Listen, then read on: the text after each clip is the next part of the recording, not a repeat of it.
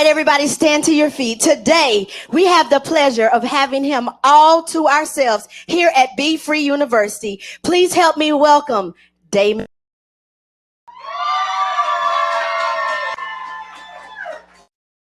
You doing?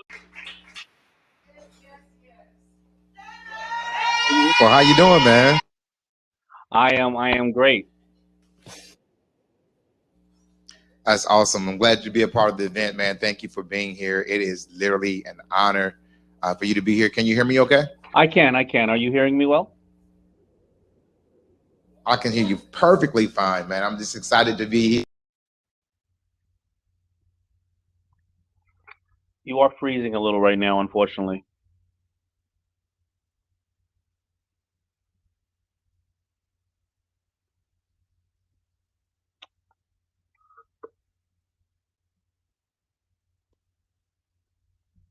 Freezing up. Yeah, the stream is freezing. Okay, we're gonna get the.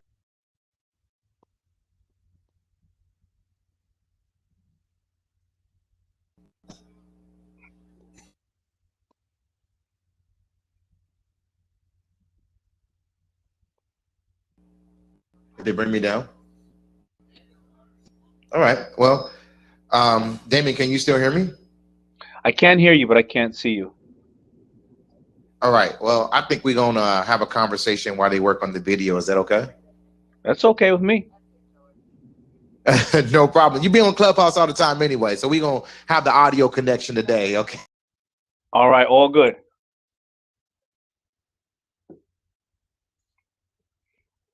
I'm George. I have watched you literally transcend in an area, man, that most people haven't, especially in our community. And I just want to give you the biggest accolades, man, that I can for transcending beyond the Bronx and actually living a life dream that most people can only think of. And it only comes from the perseverance and perseverance to continue to go on, man. So, man, thank you for being a great example to people like myself. Oh, thank you. I really appreciate it, and I can see you now, and I can hear everybody else, which I wish I was there.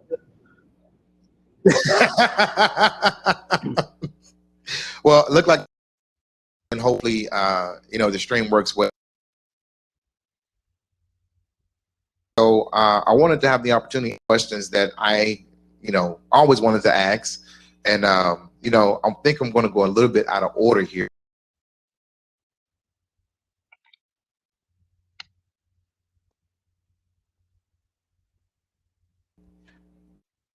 So I'm sorry, I didn't get the whole question because of the stream. And now you're off again. I'm sorry. Yeah, and Fubu. That's all right. It might be better with it off. That way, at least you can hear me. Fubu, when you were sleeping, your mom's home, you were sewing the clothes, you're a brother in the hood. I actually read, 2 of your books. Your brother, man, it wasn't the most be doing those. When that was going on, were you living a dream, or were you trying to make money, or were you living a passion? Well, as far as if I think I heard you correctly, when I was in the middle of the hood and my mother's house and sewing clothes, and it wasn't a very popular thing to do. What was I living? Was I living my passion, or was I trying to make money? Is that the question? That is it. Okay. Well, to elaborate, what was happening was there was 2 segments. There was 2 things that were happening in my neighborhood, many others, but one thing more than most neighborhoods. The one thing that we all went through was it was around 86 and 87, 88, and crack was really starting to devastate my community like it did so many others of our fellow Americans and globally. But simultaneously in my neighborhood, there were a lot of rappers were starting to become famous. In my neighborhood, there must be something in the water in Hollis, Queens. The art that started in the Bronx really started blossoming in Hollis, Queens, because if you think of Hollis, Queens, there's, LL Cool J, Salt and Pepper, Ja Rule, even some of the Fat Boys were there, 50 Cent, Onyx, and so many other people. And I wanted to be like them, and I wanted to be part of them, but I couldn't rap. And so I did love fashion ever since I was a kid. I love the beauty of, and are you hearing me? I can hear you perfectly fine. I love the beauty of fashion, and I love the fact that hip hop didn't come with a way just to something to listen to. It came with a way to walk, talk, and dress. And at 10 years old, when I was just listening to the music that was just coming out of the Bronx, I'd stay home all night and hook my sneakers up and do all this type of stuff. And then 10 years later, I would realize that I can actually do that and make money and put it out and feel like I'm part of a community. But my drug dealer friends they knew I was not built and I was not going to sell drugs. They didn't want to talk to me. And the hip hop guys, because as you know, hip hop is a very homophobic culture. When these guys are saying we're going to do concerts and these guys saying we're going to go sell drugs, and I'm like, yo, I got a strawberry pattern and I can't wait to go home and make a couple of hats and shirts with it. It wasn't the most glamorous thing at that time, but Yeah. I've always been able to rise above most when I zigged when everybody else was zagging. It was the thing that nobody's talking about, and that's exactly where I felt that I had a dream, a passion, and all the guys who thought I weren't into girls, not that I cared about anybody's sexual preference, it was the exact opposite. I was able to go to the video sets and put the shirts on all the rappers and the video dancers and everybody, and I became actually very popular, and everybody else was laughing at me, but they had no idea because before then there was no social media, so they didn't realize I was following my passion. I was witnessing all these amazing rappers perform that I loved and valued. I felt like I was part of a community, and I felt like I gave value to other people when I would dress them in my clothes, and they would make them feel like they arrived or they were special at that moment. And it was and it still is till today, it was a very rewarding feeling. Man, I think that's awesome, and I think that you know, at that age, that age that we were coming up in, you were coming up in, especially in the Bronx, where everybody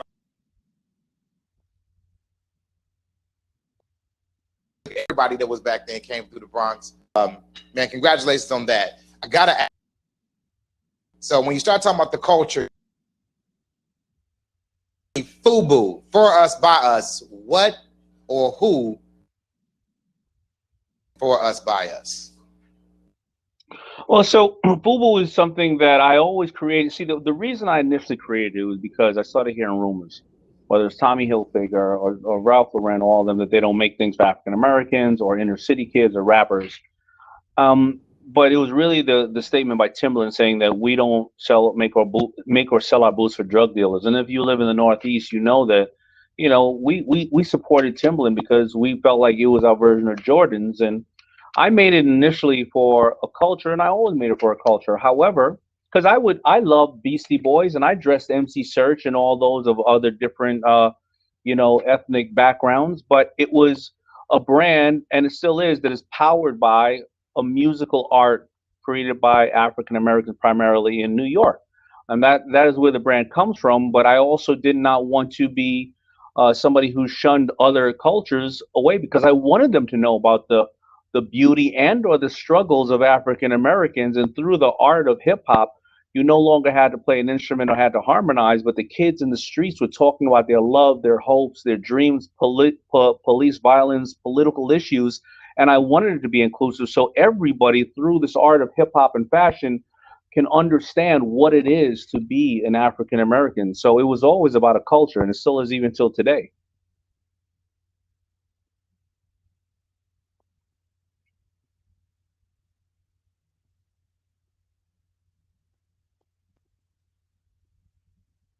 I'm not hearing anything, just so you know, and I'm really sorry about that.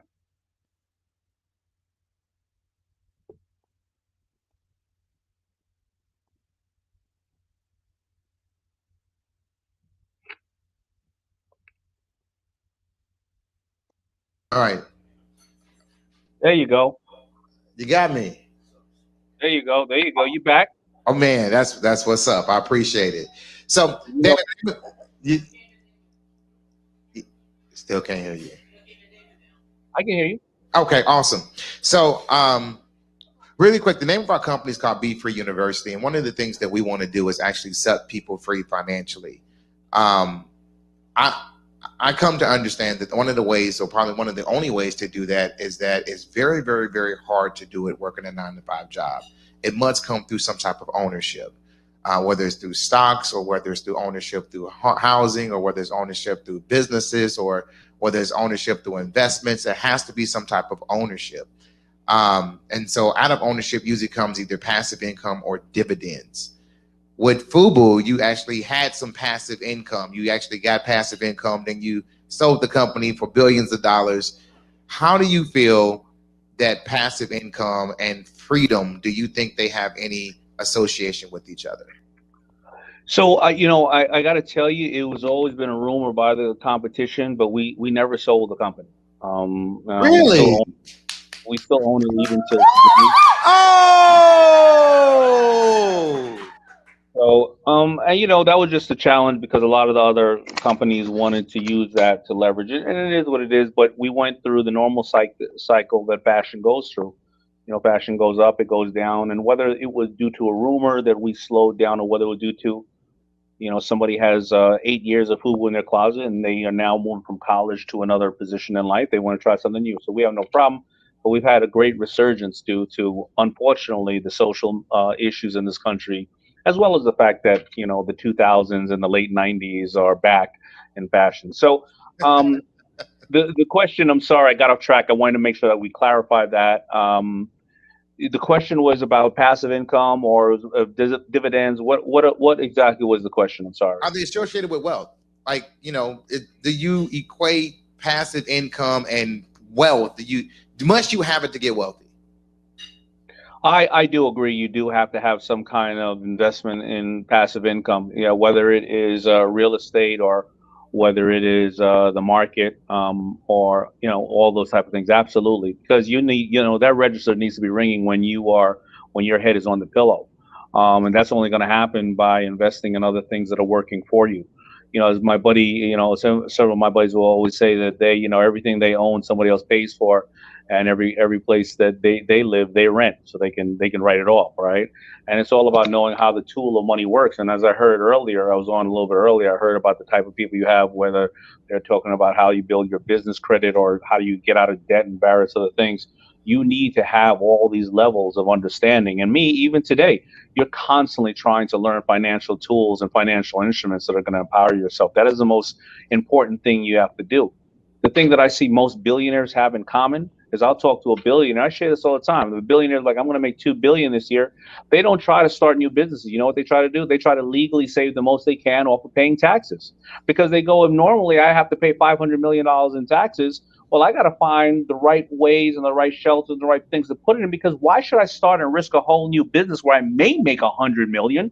Or why don't I just save 200 million of the 500 million that I have to spend on taxes? I've already made it. Why do I got to work so hard to make it again? So you have to start getting into that mentality of what money and make money work for you. Man, you just, if you don't know, Damon, that's one of, I said that we have the wrong wealth equation. My mom's in the crowd too. So, she's proud of me today. So. But my mama beat me, man. I got whoopings.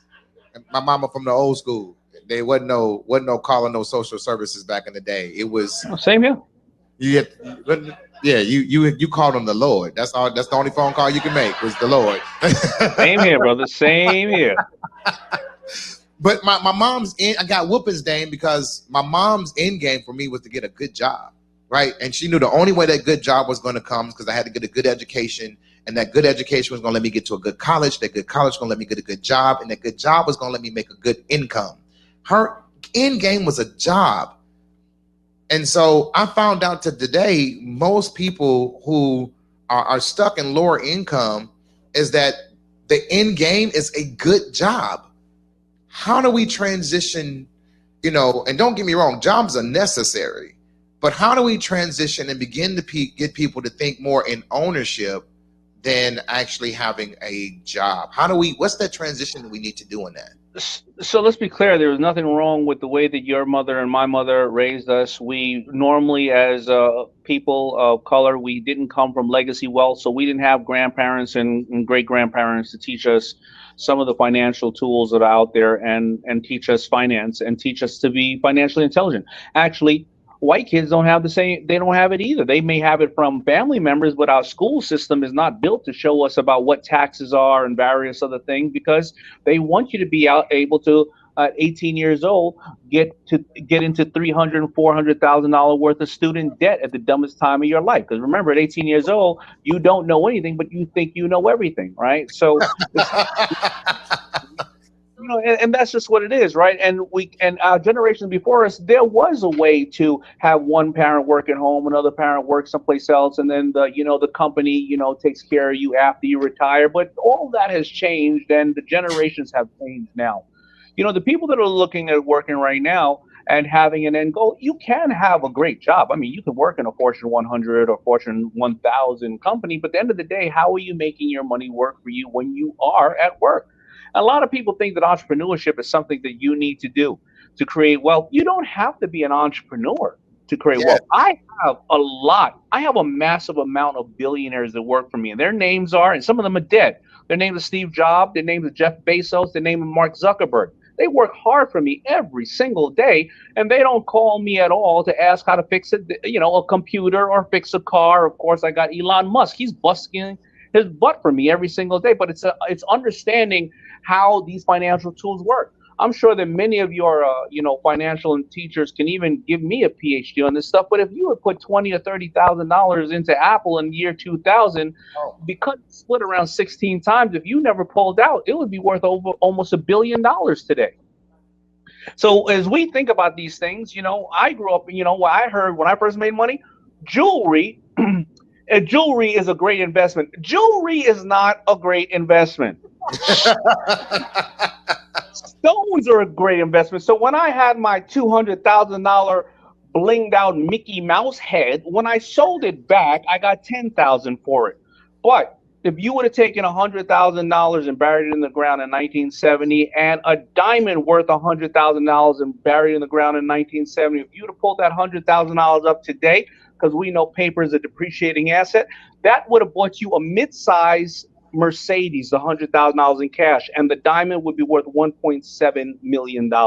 So that is when you understand the difference between these words of jewelry and diamonds and stocks and taxes. And as you are all teaching every one of these individuals, this is a tool that they're going to be able to carry on for the rest of their life. This is not like something you teach somebody on how to do today and somehow it changes tomorrow. Financial intelligence will be something that will equip you for the rest of your entire life and your family. And that's it, man. And you said something about the taxes, and thank you for that. Because when I say you're literally teaching or reiterating the concepts that we're teaching here. If you want a 25% raise today, find a way to get rid of your taxes. This is not science, rocket science. And so, Yeah. we say that there has to be a new equation to wealth, right? And we say the wealth is this. We say wealth is passive income plus dividends minus taxes. That's it. Yeah. Get passive income, get some dividends, find a way to decrease your taxes, you're on your way. And that's it. And whether you want to do it through, like you say, you got Steve Jobs, Mark Zuckerberg, Elon Musk all working for you, it's because you own a piece of the company. So they're working their butts off for you. But, if you want to go another way, you say, hey, I want to go through multi-unit properties. I want to go through single family homes. I want to do it through another way. There are so many different ways. And so, when you look at it today, I've seen you did the business side. It sounds like you've done the stock side. You found a way to make passive income. What's your favorite way to make money while you sleep?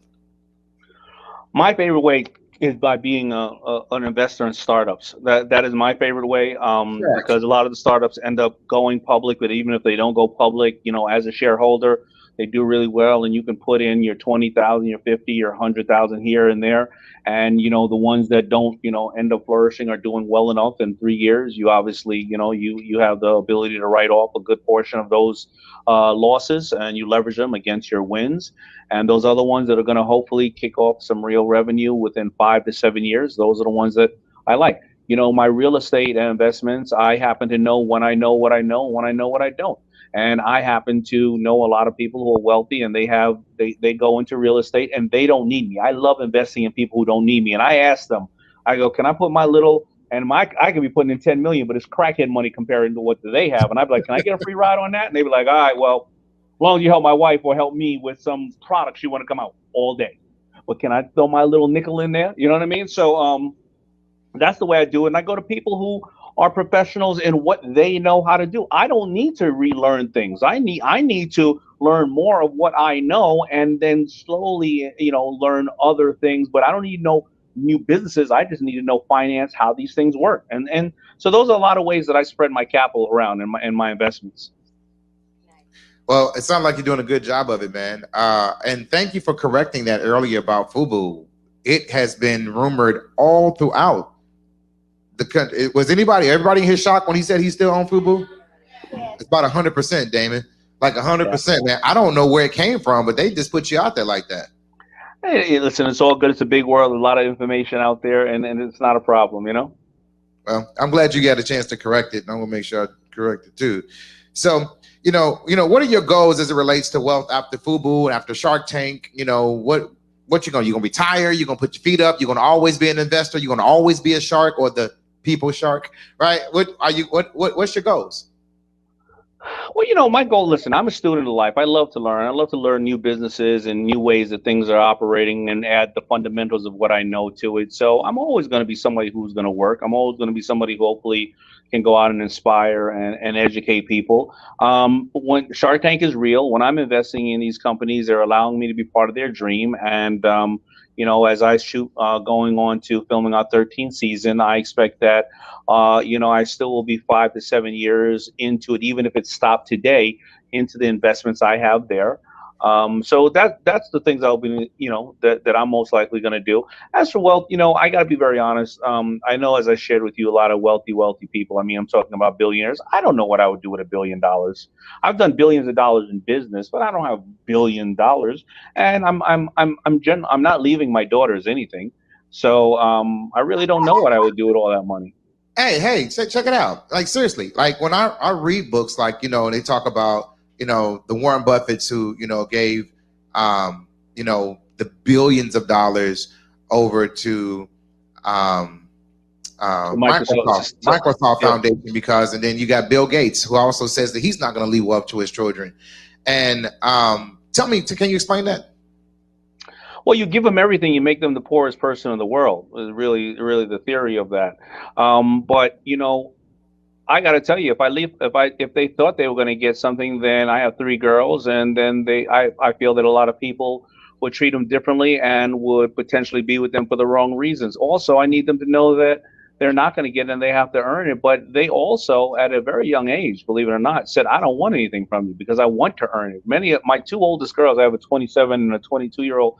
My 27, it was only when she was 25 that she even told people, and they found out who her father was. My 21 or 22-year-old, she refuses to ever take a picture with me publicly or anything else like that. She does not want people to know who they are, and they happen to be good human beings. One is a competitive ballroom dancer who also does social media for a very famous influencer, and the other one is in going to get her master's in architectural design. I want these women to just grow up to be great women, great mothers, great contributors to society. And I just don't think that if I left them anything that it would be of I don't think it would be done. It would be utilized the right way. So I will leave stuff for my grandkids to be able to get through college, but after that, they ain't getting nothing either. After that either. They don't know what I've been through. I've been through it, and they got to earn it. So. Well, here's the deal, man. I told my daughter, she got mad at me. I have a 21-year-old too as well. Actually 22. She got mad at me because I told her, I said, Letitia, your problem is that you never had to struggle. And she says, you mean to tell me you want me to struggle? And I said, exactly. But there's a grit, man, that you get. There's a tenacity, there's some endurance that you get through the struggle that keeps you going when other people quit, because it just comes natural to you. You got a fight in you. You have a zeal in you that just keeps you pressing on. But that person who was always spoon-fed and never had to fight for anything, everything was given for them, man, they give up so easily. So I agree with you 100%, man, that we have to begin to stop, just giving our kids everything, not to mention and it truly is very hard, right? Because when you come from nothing, you don't want them to suffer like you have, and you don't want to give your child adversity, right? I was with a friend of mine, and I said, my first daughter, she had to earn her way to get a car. So she went and worked at McDonald's, and she was saving her money to get a car. And my friend said to me, that's a great idea, because I would match whatever money she made. He said, but Okay, but what if she gets in a car accident and she bought a jalopy because you could have bought her one of the safest cars on the road? So what, so that becomes the question, right? Because God forbid something happens, you sit there and say, I could have gotten you one of the safest cars on the road, but me trying to teach you financial intelligence, you're in harm's way. So these are things that all parents have to go through as they want to gift their kids. But more importantly, you got to make them earn something. That you gotta try to find a way to have them figure these things out. And it's very challenging. It is. It is. You talked about earlier. You talked about some mentors that are not mentor. You talked about some billionaires that you know. Are any of them your mentors? And if so, you want to tell us who they are? Well, I joke about my fellow sharks, and if I wasn't on Shark Tank, I would clearly call them all mentors. They still do inspire me, even though I joke about them and call them this and call them that. Of course, I have that honor and privilege. I sit next to Mark Cuban and Barbara Corcoran and Kevin. Oh, well, maybe not Kevin O'Leary. He's not that. But I sit next to these great people. But I have many mentors. Listen, my mother is still clearly my mentor. There's a lot of people who Reverend Floyd Flake is my mentor, and so many different amazing people out in the world. I think life is a series of mentors. So I learn from so many people, and we're getting to the level where, unlike back in the days where all the mentors were gray haired, I think there's great symbiotic relationships that we can have with younger kids because 80% of my staff started as some form of interns, but instead of looking down a lot of the kids, the fundamentals of what we know, if we offer them and they show us how to use it on new platforms, it will enrich us. Technology is changing night and day. So if we end up taking some of these kids and realize something that would have taken us a month, they can show us how to do in a day. Some fundamentals that we would have known for a long period of time, they can show us how to monetize the skill set that we have. And then we will teach them the fundamentals. That's where I learn with a lot of the younger generation because they're talking light speed with this thing here, and they're able to monetize with analytics. And this is some of the stuff that we didn't grow up with. So as they're digital natives, I find that is a way that you can often work with them and have a reverse mentorship. Well, since you're talking about mentorships, Mo's Bows, man, I bet you anybody that watched that episode of Mo's Bows, you took on Mo as a mentor. Where is Mo at today and how's he doing? Mo is great. Mo and his mother reminded me of my mother and my relationship with her. Mo went on Shark Tank. I think he was about 9 or 10. He's now 19 years old. He's a published author. He does do public speaking. He has his bow tie still out there, and he has a store. He's a fashion correspondent for the NBA. He has an organization where he does donate a good amount of his proceeds to send kids to camp. He's taller than me, but that's not a really big accomplishment. Mo's really absolutely doing great. He's a great human being, and he is probably the most commonly asked contestant or subject on Shark Tank. Really? So I'm not the first one that wanted to follow up, huh? Everybody loves Mo and his little bow tie.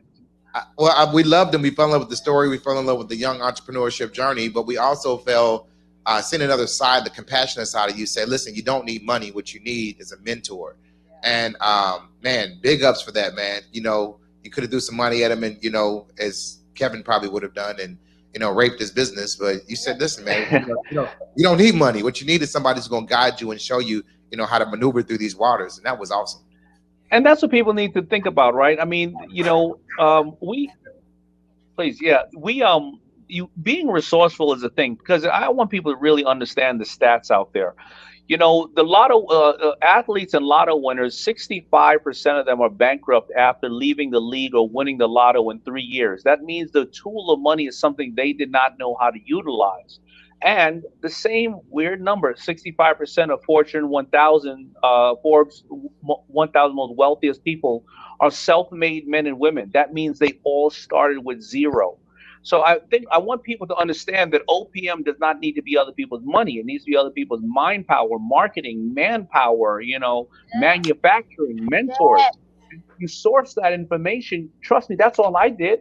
I mean, I'm a little brown boy from Queens, and I got left back in school. I'm dyslexic. My father left when I was 10 years old. I never went to college. I don't even have a famous last name to make money off. I mean, I do have a famous last name, but if I call Elton John to tell him I'm his son, he's not going to believe me for various reasons. If I can make it, anybody can make it. You just have to understand how to source that information that you need and utilize all these other opportunities out there. So when you start looking at major manufacturing contracts, and you know, I don't know if you were there, but I know how I came up. Well, I had to bootstrap the company. You're making money over here, put it back over here. You got your boys on the crew because you really, they trying to help you make it. And now you finally about to make it. And they put the contract in front of you, and you can read it, but you don't know what to say. Then you go out here to source this material over here, and you really don't understand the numbers. What did you do? How did you make it? What would you tell somebody who would be in that same situation today? What did you do? I did my research, but thank God I was fortunate enough through my mentors to find really great attorneys to represent me in the early stages and tax people to represent me. But today, the information is here. This is no longer the days that we had to go to the library and dust off those old encyclopedias. The information is out there. Just don't look at the first thing you click. Just go through and source it. At the end of the day, no matter who you get to execute your plan or your dream, you have to roll up your sleeves personally, and you have to source the right people, the right information, because you also don't want to just depend on anybody and everybody. Because I tell you, the people that are working the hardest are the con men and the con women to sell you something that you don't necessarily need and make you believe that you're inferior. So you want to make sure that you check all the boxes by, getting references on 3 and 4 different people. Go to people that are more successful than you and ask them, what can you do for them? A lot of people want to go after mentors, but if you go and tell a mentor all your problem, remember the old saying, don't tell anybody your problem. 20% of the people don't care, and the other 80% are really happy you have them, right? So don't tell anybody your problem. Right?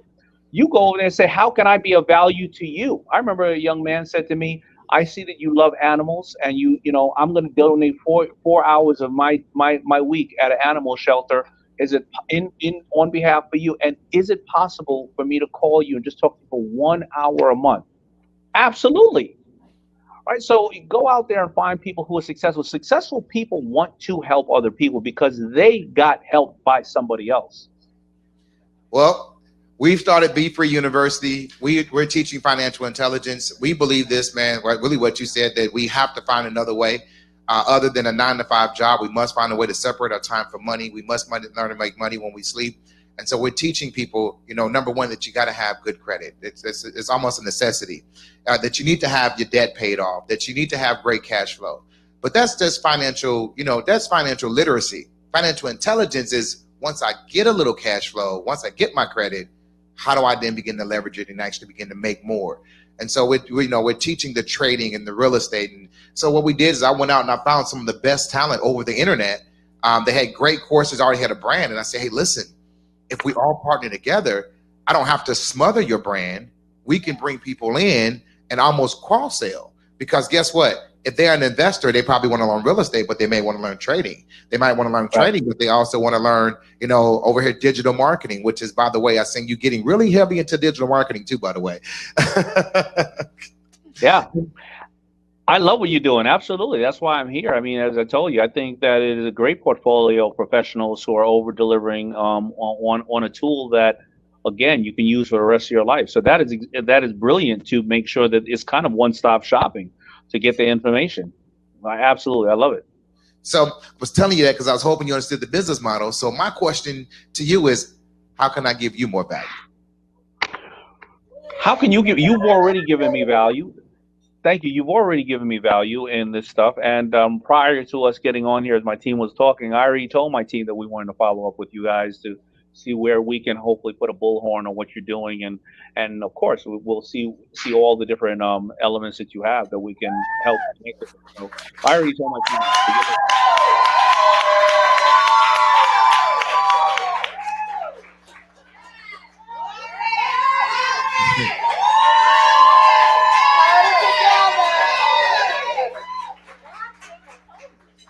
Well, I can just tell you, Damon, that anything, man, whether it's phone call, letter, email, a smoke signal, whatever it is that you do for us, man, we really, it goes as an honor, man. We thank you for being here. I think I got a little bit more time, so I'm gonna keep asking questions though. We're good. So when we begin to even go a little bit further and we start talking about wealth, we call our company Be Free, because I believe that most people are not looking for money, they're looking for freedom. They want to do what they want, when they want, however long as they want, with who they want. Does it take money to do that? And then I got a second follow-up question to that most of us ain't been on the other side of money like you.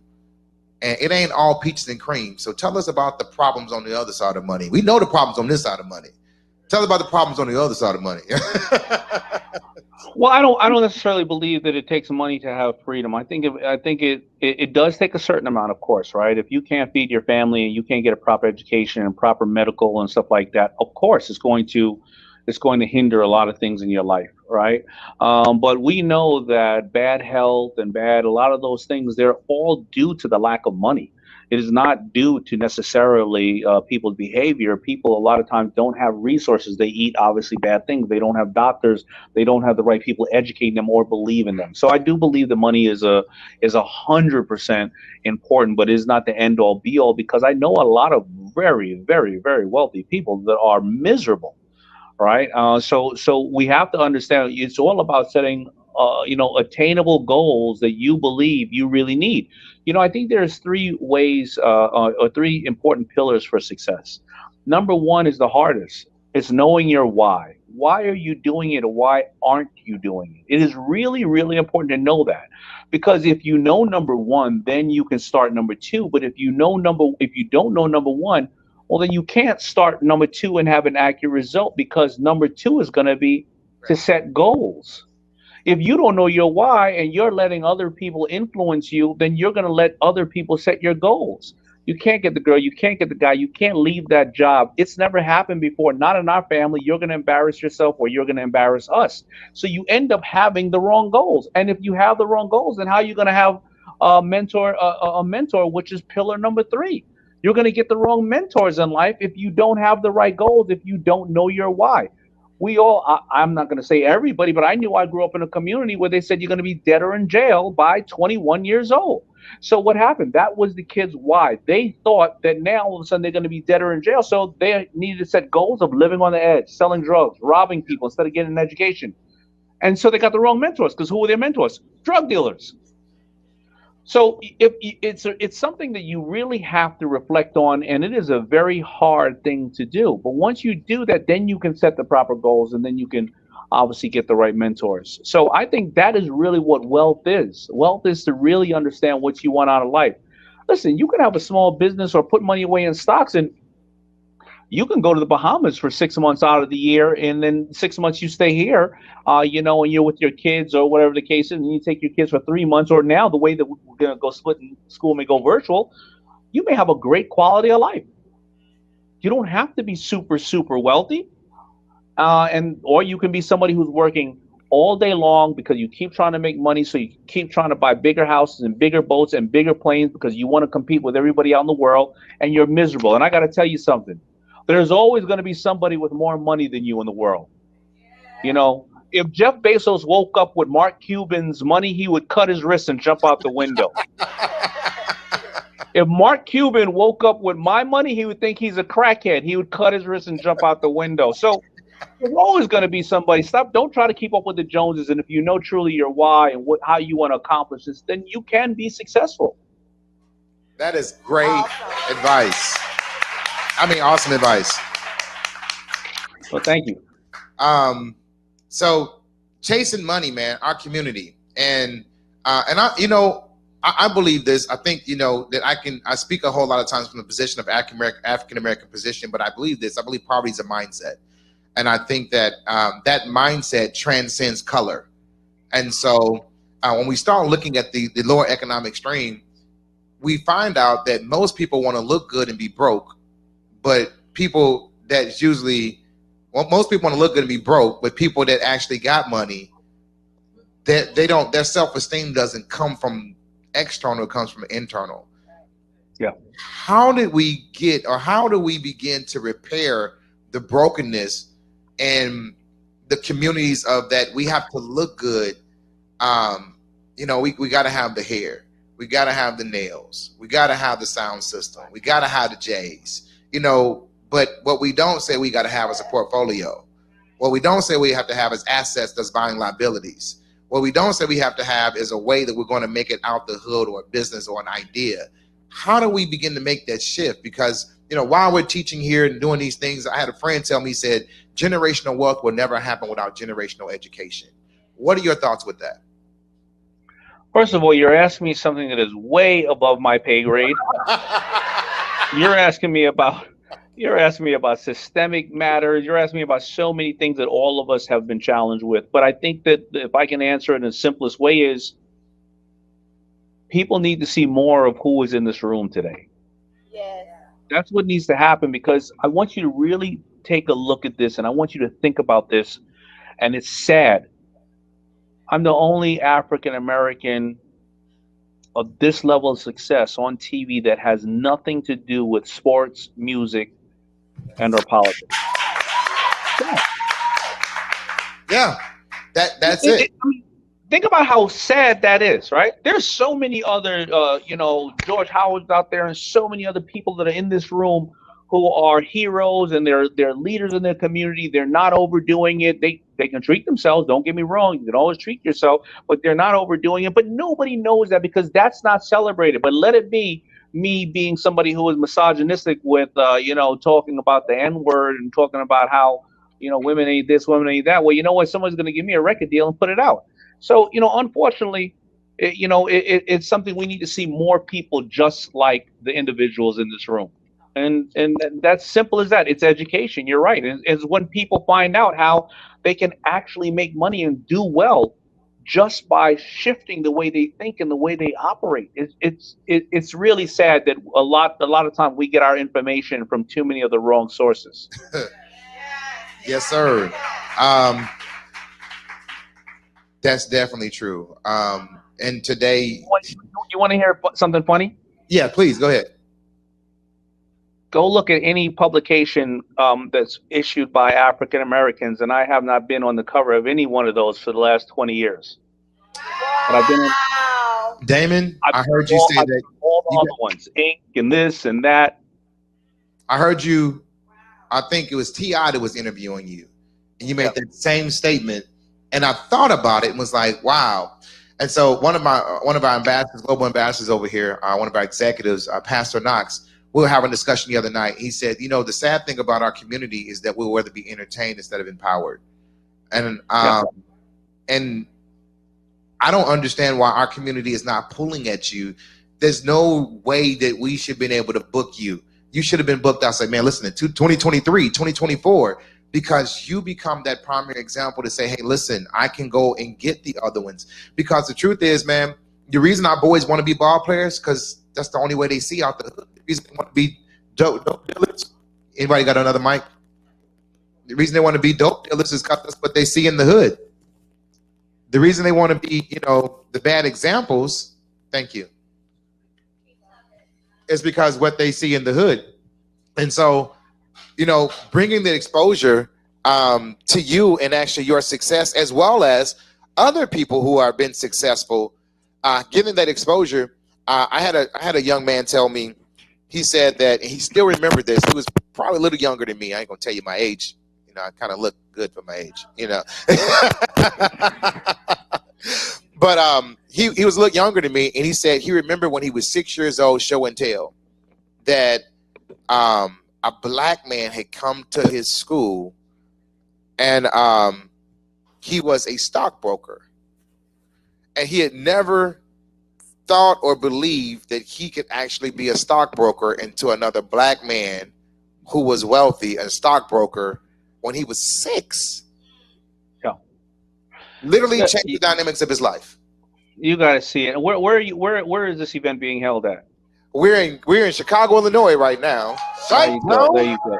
So, and I got to say, I'm not taking anything away from my music artists as well as athletes, because if you look at most of them, they all have foundations and they are doing great work.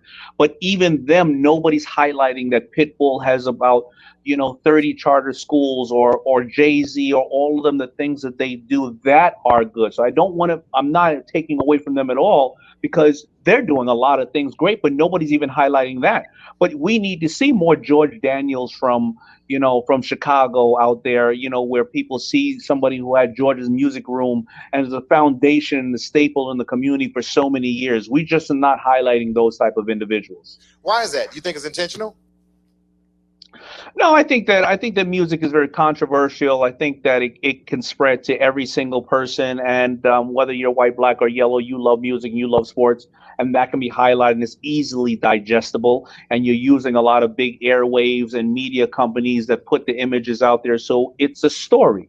Right, but George Daniels, the story of George Daniels, the story of you, or the story of every single person in here, it's not going to get as many clicks. So that's just the way that it goes. And so I'm not saying to have a bad taste in anybody's mouth about it. Just try to find more ways to highlight the amazing people and amazing stories, and that's the way we're going to progress, by keep educating people.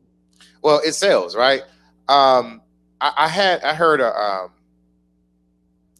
I had a young man. I'm trying to think of his name. Corey.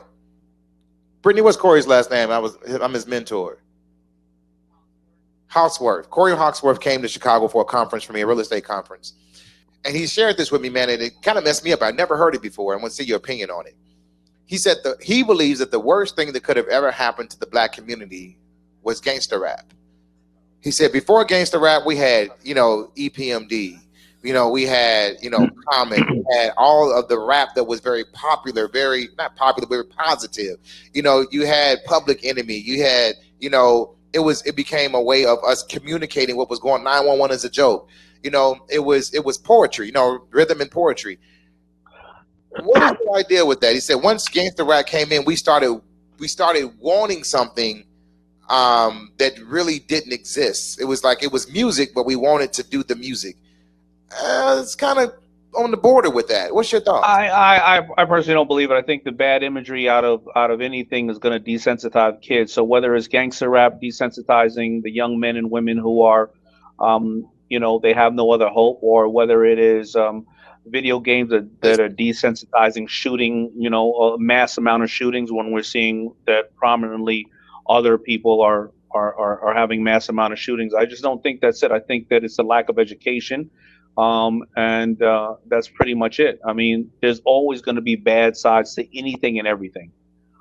So there's going to be an yeah. So anything we get overindulged with or over obsessed with, then we become desensitized to it. So therefore, it becomes almost normal, but it shouldn't be.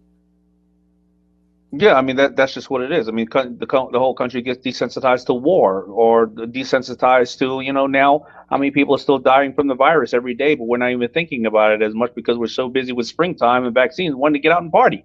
And so people start to get desensitized by things, unfortunately. I actually agree with that. I really do. So here's my question to you. I think they said we have about 10 minutes more. If you had one piece of material or one idea or one ideology that you would share with all the people who are here in the audience, as far as developing some kind of wealth mentality, what would that be? Investing in something that you're absolutely obsessed with. I'm not built for investing in real estate. I don't know it that well. I don't like it that much. I'm not detail orientated about, if I'm building spaces or whatever. I do not like managing a lot of properties, whatever the case is. That's something that I don't like. I love the market. I love new businesses that they're using the fundamentals of businesses, and we're creating new business. Do something you really love.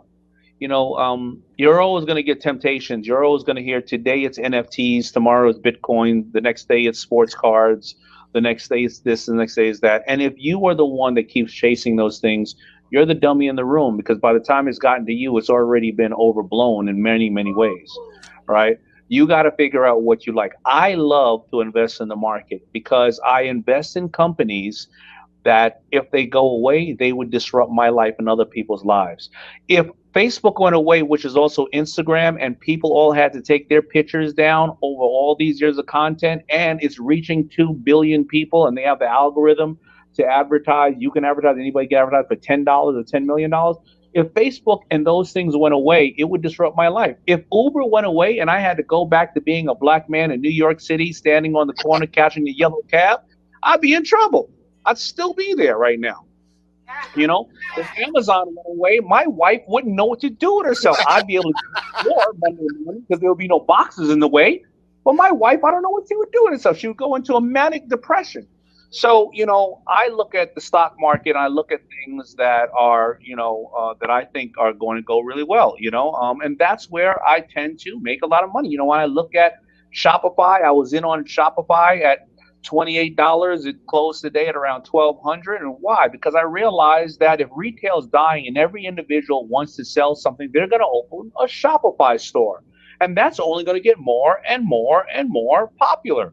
So, as technology spreads. So, I look at these things and it's because something I like. I don't know what I would do with Bitcoin. I don't know what I would do with sports cars. I'm not into sports a lot, and sports cars have been dead for 10 years. Now, all of a sudden, you can get $70,000 for a sports card, a good sport, a nice, very selective sports car. Now, I know everybody here, as soon as they're going to go home, they're going to go in the garage and find those old sports cars their husband or son they have.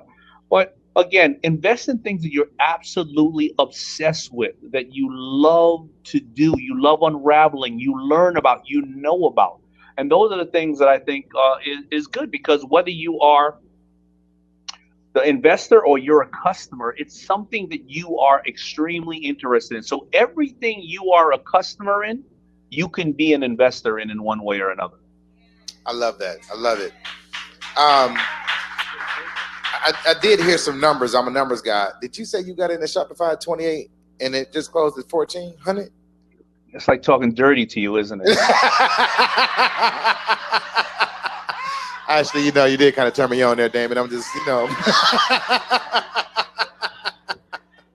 Have I lost money too? Yes. And when I lost it, I'll tell you when I lost it. When I sat there and I was like, oh, that sounds like a good one. Everybody's on it. I made these mistakes too. When I opened up my own TD Ameritrade account, and if you really look at stocks, as you know, you put it away. You go to sleep with this thing. You do not keep buying and selling. Oh, and I made a good amount of money. I was like, oh, I'm the next Gordon Gekko. Because when you have it at your fingertips, you feel like there's an action you need to take this week or next week. No, you don't. Put it away. So I made those mistakes too. Well, that was one of the things you talked about in The Power Broke, right? And, I had all these questions I was going to say. I'm going to answer all these questions out the book, but I'm glad we're just having a conversation. But in The Power Broke, you were talking about, that's the power of broke, because you got to make it. You have no choice. You're forced to go, as opposed to, getting the business loan or having the investor put a couple $1 million into the company. There's something about being on the edge that makes you keep going when you know you got to do it. Is that how you made it? Was it the power broke? Is that what happened to you? Yeah, and I think that there's two different mindsets. I'm really glad you brought that up, because the power of broke is that your back is against the wall, and you must keep creating forward movement and change. And you're failing fast, but failing small and getting them out of the way. But when you are dealing with money, the education needs to be the power broke to keep understanding how to adjust things. But when you are dealing with certain type of finance and certain instruments, you're supposed to also have a discipline to leave it, to not chase other shiny things. So there's two different mentalities. So the entrepreneurial spirit is, I got to make something new. I got to build something. I got to over provide for my customer. I can't rest on my laurels. But the financial discipline is something totally different. It is understanding compounding interest. Don't touch it right now, because in another 10, 20 years, this thing is going to, be this. Right now, it's this, right? So those are two different theories. So you cannot, and just it's the same way that when somebody says, Damon, jewelry is worth something. No, it's not. Stones are. So a lot of times the words and the way you express things have to be split. You have to split that hair to really dig deep into what exactly you're extracting out of that lesson. Well, I want to dig a little deeper in what you just said. You said failing fast and failing small. I think that was good, right? You got to, and especially by you being a shark. So can you explain to us why somebody would want to fail fast but fail small, especially looking at it from an investor's point of view? Yeah, because you want to, so you don't go to Vegas and you don't play $1,000 a hand when you first learn in blackjack. You play $1,001 hands, because you So when you start there and you start to create all this, so you have a lot to risk. You want to make sure that you fail fast and you try this, you learn, you act, you learn, and then you repeat. You fail fast, you say this works for us, this doesn't. What have we learned? A lot of people believe you're supposed to go hard and burn all the bridges and do all that. No, no, you're supposed to be learning. Actually, most of the people I see with successful businesses, this is their fifth or sixth business because the first time they started off, they didn't have the right legal structure. They closed it fairly quickly. They started off again, they had the right legal structure, but they didn't have enough distribution. Closed it again. Next time, legal structure, distribution, but they didn't have the right partners. Before you know it, by time five, they know everything because they were willing and their ego wasn't in the way going, whoa, I don't want the neighborhood to see me take down the sign from a store. I'm going to get through this COVID thing. No, well, maybe you need to go down from, a 10,000 square foot location to 5,000 and go virtual kitchen. Who cares what the neighborhood thinks? You're going to be around to be part of that neighborhood longer than if you just said, well, I don't want people to say that I failed or think that I failed, right? So you fail fast, fail quickly, fail small, and you will get over it because then all of a sudden you worked out all the bugs. Fubu didn't just come out and become big. I failed. I closed it down 3 times from 89 to 92. Wait, I was just. You said you failed how many times? I closed it down Fubu 3 times from 89 to 92 because I ran out of $500, $1,000, $2,000. Then when I started to sell to stores, I didn't want to sell to stores all around the world. I sold to a couple of key stores in New York and a couple of places here. And I worked on them as so good that I knew all the mistakes. You see, I started off with 10 shirts. Everybody as starting as a designer, you want everybody to have a breadth of goods in the store. So I wanted 10 colors. I found out only 2 colors sell. Black sells 65% in sales in when it comes to clothing. White sells around 20%, and it's mixed in between. Then I had 4 or 5 sizes. No, every kid wanted a double X, and I had 4 logos, and everybody wanted 1 logo. So what did I end up doing? By the time I was 2 years in the business, I was selling majority of black and white shirts, right? I was selling this 1, 2, or logo, and I didn't care if you were 110 pounds. I'm going to take that. I'm going to cut out the extra medium in there and put a double X and give it to you because that's what you want, right?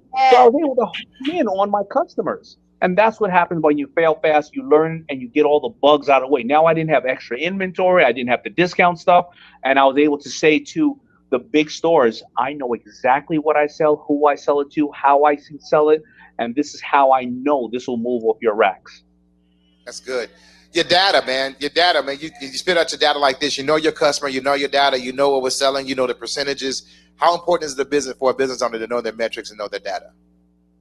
You have to know your numbers. See, business is extremely simple. And I'm going to give you, again, like I said, I'm not a highly educated person.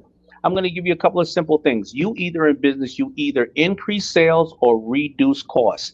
There's only 3 ways to ever deal with a customer. You acquire a new one, you upsell a current one, or you make one buy more frequently. There's only 4 reasons that anybody will ever buy anything: to live, generally medicine, for entertainment, for education, or to pay somebody to do something they're too lazy to do themselves. When you look at these numbers, this is exactly the basics and the fundamentals of business. It doesn't get much more, complicated than that. People just love to overcomplicate things. And every time you're selling somebody something, you're transitioning them from one place in the world to the next. So whether you're selling them content and you're transitioning them because they had a bad day to make them laugh, or whether they had a really hard day, well, you're selling them Cheetos and Tito's, or whether you're selling them a financial instrument and you're trying to make a millionaire into a billionaire, it doesn't matter. Whether you're selling somebody a red dress because you want that person to feel special that night, you're transitioning from one place to another. And that's simple fundamentals of business. People just overcomplicate things. I don't know if you can hear them, but you can. You're blessing us, man. You're blessing us. Yeah, I appreciate it. Well, inside of here, we have people who are traders. We have investors. We have, when I say investors, to my real estate. We have people in here to teach credit. We have people in here that's actually teaching how to get out of debt. We have people in here teaching digital marketing. All of these things are, as you called it, a one-stop shop. You know, how, and I've seen them giving me my signal for my time, D. How today do you see all of them being in one space? Is that unique? You think it's unique? Is it something that, What would be your opinion on it? I don't want to add a leading question. No. You're not leading the witness. It is unique. It absolutely is. I mean, there's a lot of different type of people who I can't say offer that area of financial intelligence and literacy in one space. I can't say that I've heard that often. Usually when when I hear something like that, it's an organization where it's purely like an accountant organization who they only are training specific accountants. And it's a big the organization may have been around 75 years or something of that nature, or bankers only. It's not open to general public and or other people, and it's usually not as diverse as well. So I speak a lot, so I get to be I'm fortunate enough to be in a lot of rooms. So I got to tell you, I very rarely have seen a room like that. Well, thank you so much.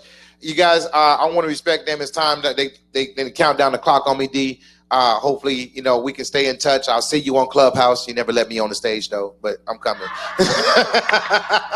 I will absolutely. I didn't. What are you under on? Are you under George Howard on Clubhouse? I'm George Howard. That's it? That's it. Just George Howard. All right. I want to follow you right now. All right. I appreciate it. All right. Thank you so much. I do want to send a shout out to Eric of First Generation White Life. He definitely wanted to actually come on before you. He's he's one of our sponsors, so I did want to shoot him out. I don't know. He dropped the signal right before you came on, so I did want to shout him out. He's definitely a fan of yours. So thank you so much. Well, absolutely. I love you. Thank you, and thank you everybody in the room, and everybody please be safe, and thank you so much, and I appreciate everybody. Thank you. All thank right. you for what you're doing. All right. Oh my God. You guys keep clapping to the beach and the bank, to the beach. Oh my gosh. Now, if he had preached a message, I would say that is crazy wicked. Oh my gosh. Woo.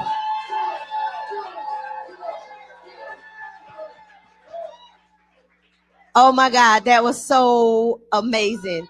Anybody else is mind blown tonight? Mind blown. BFU. BFU. BFU. To the beach and the bank, to the beach and the bank. All right, guys, that was amazing. Again, thank you to Mr. Damon John for being on our platform, sharing so candidly. I mean, he taught well. He taught well. I've been writing all over these cue cards. That's not what they were for, but you might as well use whatever notebook you can find to keep the information. So listen, as we calm down, because I know everybody's very, very excited, we have a powerful testimony. I don't think there has been one in BFU more powerful. I get teary-eyed every time it's aired. So if y'all got tissues in your purses, get them. If your neighbor got a hanky, go ahead and get that too, because this testimony is it's mind-blowing, it's amazing, and it just goes right along with this conversation. We are in a position, guys, to stop what we see systematically happening. I'm going to be quiet. Listen to this young man, because when he comes up, you're going to understand what I'm saying.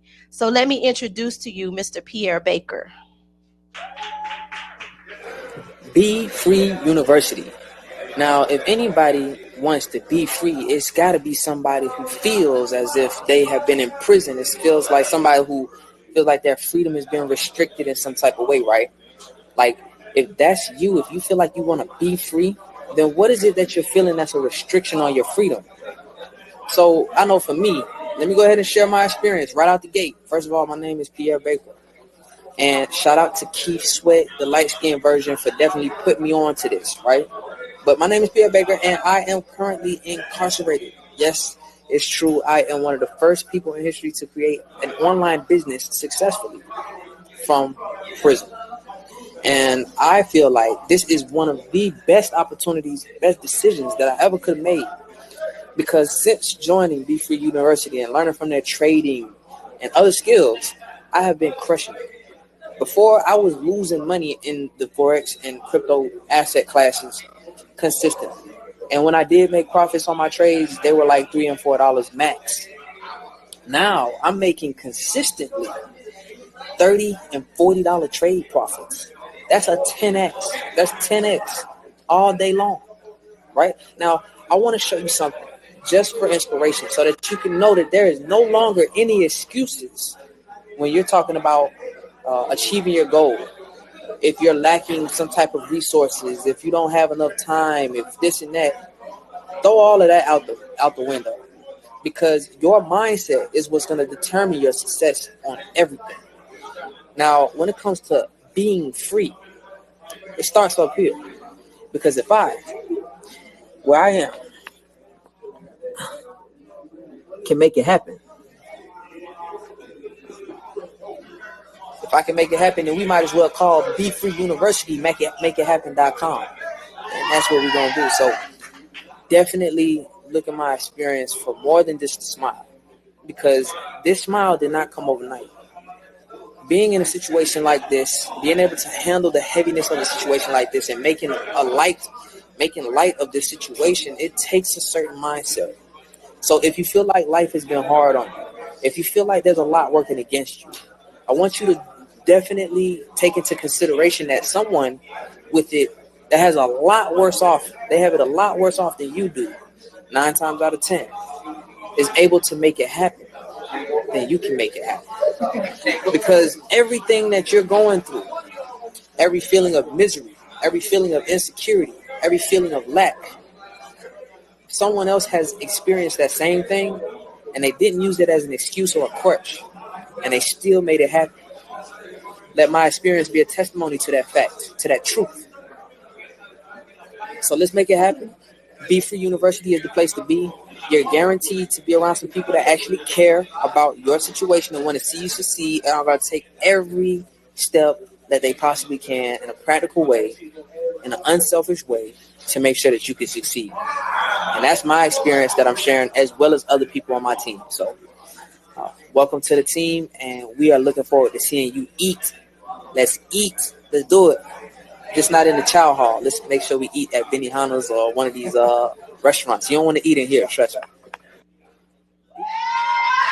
Listen, I have to say, he's here. He's here. He's here. He's here. He's here. But let me tell you this, because I believe it. When we are here in July, when we are back in July, you'll be on the stage. You get to come and share your story. Y'all give him a standing ovation. Stand up and cheer for him.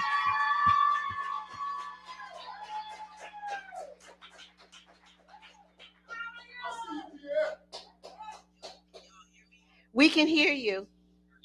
Can y'all hear me? Oh, okay. What's going on? How y'all doing? Be Free University. We in the building. Now the signal might not be the clearest for me, but we in the building, and I'm almost out of here, y'all. I'm about to be free. To be amongst y'all. I had no idea that this was coming, but I am so honored and humbled to be amongst a team of success-driven people. One thing you should always remember, that no matter where you are in life, if you're at your bottom or if you're at the height, stay focused on the impact that you can have on somebody's life. Never, ever get caught up in the distractions of the exterior, because inside of you is where the value is, and that's where wealth is born, from the heart. You feel me? Yeah. Awesome. You know what I mean? Awesome. So you guys put your hands together for Pierre Baker. When Be Free University comes back for Q2, he will be on the stage. I promise you guys. He will be here and he'll tell the whole story. But we're so very proud of him, and we're proud of our university to be able to extend our reach even into the prison system. So guess what's about to happen? Y'all see him? Who? I think somebody in this room need to win today, because come on, the what? The man with the bag. The man with the bag. Come on, man with the bag. What you got in the bag? He looked like he got something really good, because this look on his face, I'm wondering if he got to pull it out of his pocket. No, I mean, I had an opportunity to talk to Pierre before we started today, and it was absolutely, positively impactful. And to know that a gentleman who's going to be working in our school of credit spent how many years, Flame? 5 years locked down. But he has a book right now called The School of Credit that's sweeping the nation, and he's now the face of credit. And I had the opportunity to introduce him to George, and he's sitting right there now. And then we got guys like Pierre. Come on, y'all. This thing is impactful. George, I said all that. George, I said all that to say this to you and Rashida. I know it's been tough for the last 2 years, 3 years. I know it's been tough since January 1st, 15th. But to see what just happened, to be affirmed by Damon John, but then to see that you're touching people's lives in prison.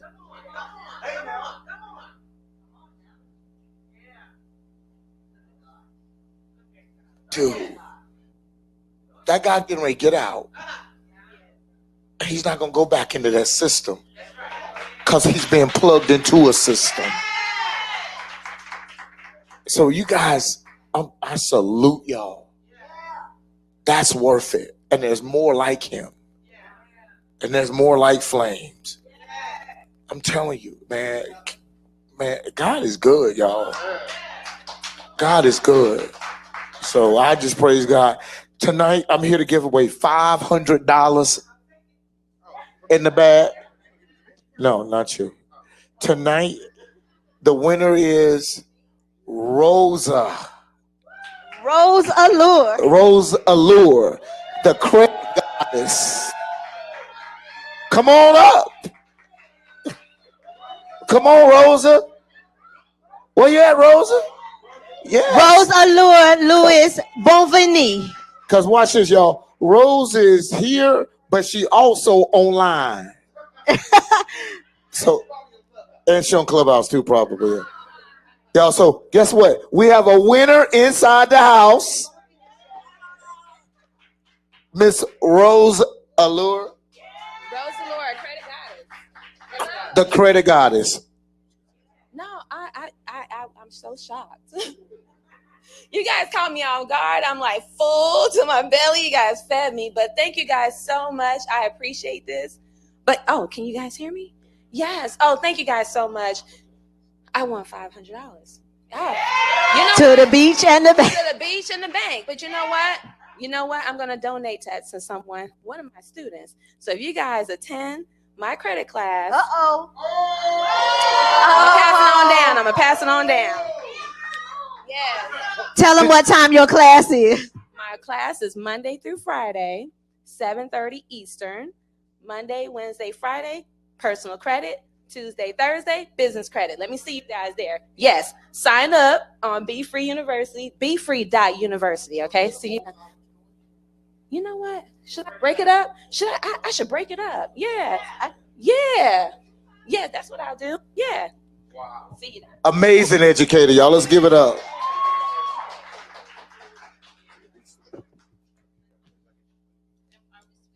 Hello. She said she's going to give $100 away a day. I think I'm going to credit class. I mean, if we're going to go to the beach and the bank, might as well go to credit class. Collect that $100 every day. So right now we had a little hiccup right before George and Damon came on and just blew the house down.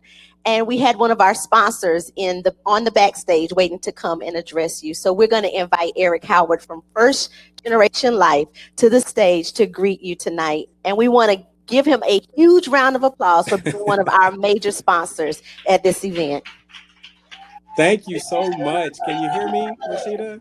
Yes, I can. Thank you so much. First of all, I just want to say, Pierre, for everything that's going on with this young man, like, he's taken away all excuses for anybody to be successful. Like, that is amazing. And so, George, cuz, hats off to you.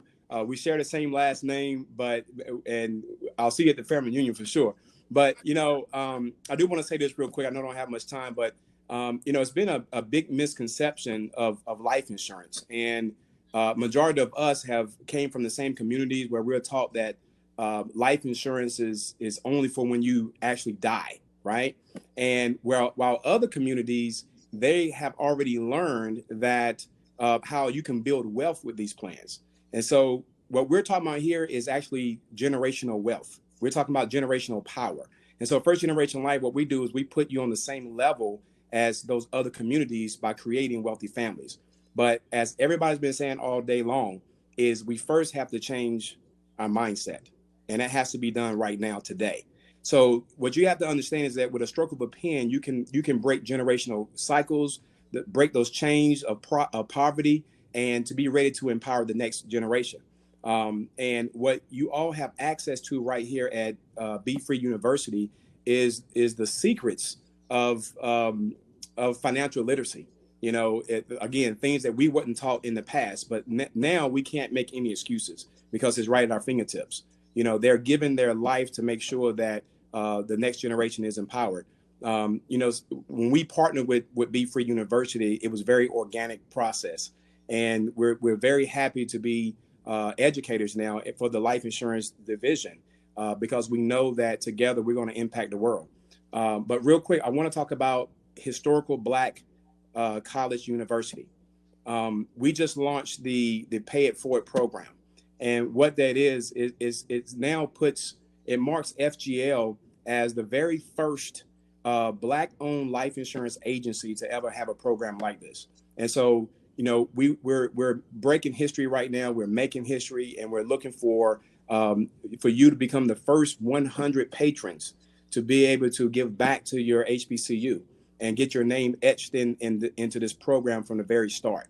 And no, you don't have to be given tens of thousands of dollars. That's not what we're looking for. That's the beauty of it. We make it very simple. So we believe in making sure that there's no excuses whatsoever. We believe in solutions only. So we're about to reach out to some major networks to get the exposure so we can impact the world. And together, what we can do is the HBCU. We want to take the HBCU to the same level as the Ivy League schools. So what we need you to do is go to our website and get involved. Our website is www.firstgenlife.com. That's firstgenlife.com. Thank you so much. And again, hats off to you, George. Thank you so much, Mr. Howard from First Generation Life. And we thank you for being a major sponsor for the Be Free University Freedom Fest. Thank you. God bless you. And we'll talk to you soon. Thank you. You guys give Mr. Howard a big hand. We're going to have one more testimonial as we get ready to move to this next speaker. Guys, she's going to bring the house down. Did y'all hear me say she is going to bring the house down? So let's hear from Ernest Don. Hello, my name is Ernest Don. I am from San Diego, California, and I'm here in front of my second house. Yes, I got this house, 5 bedrooms, 1 bath, for $900 at the tax auction. $900. So this is great. This is great for me. This is great for my family. It's going to rent for about $1,100, $1,200 a month. So my goal is to have this for passive income, so I can retire my wife, because she would really like to, come home from her job and everything. At the auction, I bought 6 houses for about $12,000. It's about $2,000 a piece, plus legal fees. We're so excited, and I'm just a normal guy. She can do this too. FFU, I represent, because I just got in. I'm so glad that George Howard took me under his wing. I'm in the inner circle. You can do this. Listen to me. Listen. You can do this. You can do this. Hello, my name is Ernest Don. I am from San Diego, California. You can do this. You can do this. So guys, right now, listen, Linda, listen. Listen. There's a queen getting ready to come to the stage. I don't even know what to say. Her bio is already recorded, but she is super bad. And I just want to acknowledge her because George and I could not have done this had it not been for her intervention, her stepping in, her coaching, her stern words, her being up all night just like us. It has been an amazing journey. So I want to salute her, Ashley Ann, as she comes to the stage. Ashley Ann of Ashley Ann's Events is a talented, award-winning wedding and event designer, a biz builder, public speaker, and social media strategist. Ashley currently travels the United States speaking to small business owners, side hustlers, wedding and event industry professionals, and those who are thinking of starting a business. Ashley is equipped with a BA in finance and an MBA from the University of Central Arkansas. Ashley is a member of Sigma Gamma Rho sorority and an avid volunteer. She serves as a team mentor, direct service volunteer, and is part of the Junior League. Ashley also instructs financial literacy courses and attraction modules. Ashley Ann has helped over 11,000 individuals monetize their social media and over 600 people create six-figure incomes. She has currently helped 146 people create seven-figure incomes, and 9 of her clients are consistently doing million-dollar months. She has also helped over 1,000 businesses generate $25,000 to $45,000 per month using Facebook and live stream. Ashley Ann gives free business classes Monday through Thursday nights online. Ashley's offices are located in Little Rock, Arkansas, and Dallas, Texas. Ashley is known for her creative and unusual event ideas in the event world. In the business world, Ashley is known for getting results and simplifying social media, lead magnets, funnels, and CVO so that her clients achieve desired outcomes. She pays exquisite attention to every last detail in the boardroom and in the ballroom. Ashley Ann is a Google partner, has been featured on Yahoo Finance, Yahoo Life, CNN Money, Control, MSN, Breitbart, Newsbreak, Business Insider, Newsweek, CNBC, Sheen, Morning Mix-Up, Dawes, Rolling Out Magazine, Fox News, KATV, WOW City, Stands 30 Under 30, and several other media outlets and publications. You can connect with Ashley Ann on IG, Facebook, Twitter, and YouTube at King Ashley Ann. Introducing Ashley Ann.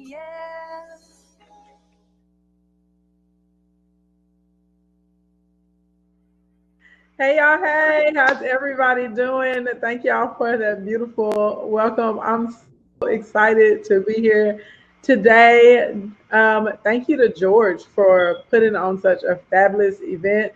Things like this are needed in our community. And just like Mr. Johns was saying, you know, there has to be more representation and more of these sorts of types of things. Also, y'all give it up for Rashida for Ashley Ann's Events is a talented award-winning. Oh, can y'all hear me? If y'all can hear me, drop a 3. Drop a 3 in the comments if you guys can hear me. Ashley currently travels the United States speaking to small business owners, side hustlers, wedding and event industry professionals. I hear the bio going. I'm not sure if you guys can hear me or not. Ashley is equipped with a BA in finance. Yes, there are those 3s. Thank you, thank you, thank you. So I was saying thank you to George for putting on such an amazing event. And as Mr. Johns was saying, which that was incredible, right? To be able to just hear so much wisdom and business knowledge and information from him, right? We got a whole little private session, but there has to be more events like this. And this is what starts to change the mindset and generate wealth for our community. And everybody give it up for Rashida, honey. She looks fabulous. She's been doing a great job hosting this evening. She is keeping the energy going, honey. Yes, yes. Now, some of you guys have never met me before, but I give a lot of information. And so I'm going to be talking to you guys today about the foundations of how we make millions of dollars through our social media account. I'm fortunate enough to be in the position that I've been able to do this quite often. And I've been able to find the process that I've been able to replicate. And so I'm going to take like this much information and put it in this little bit of a time span, because, you know, I got to respect the mic, because I know everybody wants to hear from Mr. Roland S. Martin, honey. You know what I'm saying? So I'm gonna get out here, I'm gonna do my thing. Now, those of you that are new to me, I love interaction, honey. I got to make sure you're on your toes and that you're picking up what I am putting down, honey, because we get into the bag. We get into the money today.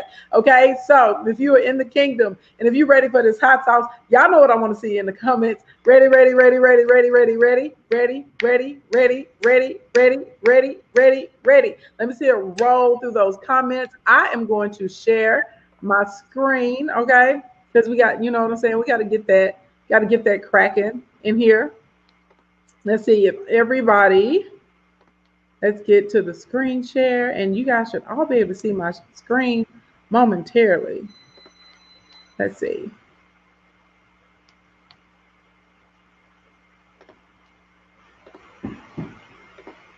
And everybody see my screen. If you can see my screen, and give me a number 7 in the chat box. Give me a 7 in the chat box if you can see my screen. 7 in the chat box. All right. Y'all know I got to stay ready out here in these streets.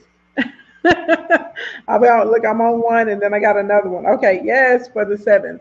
If everybody sees a slide deck that says foundations, okay, it should say foundations for making millions online. Foundations for making millions online. If you can see that right now, you know what I'm saying, let your girl know so I can make sure we in the right spot, that everybody is getting what they need in these streets. All right. Let's see. No. Oh, we got no's. I'm hoping we get to a yes. Oh, you're right. You can't see it. I can't see it either. I know it's a little bit of a delay. You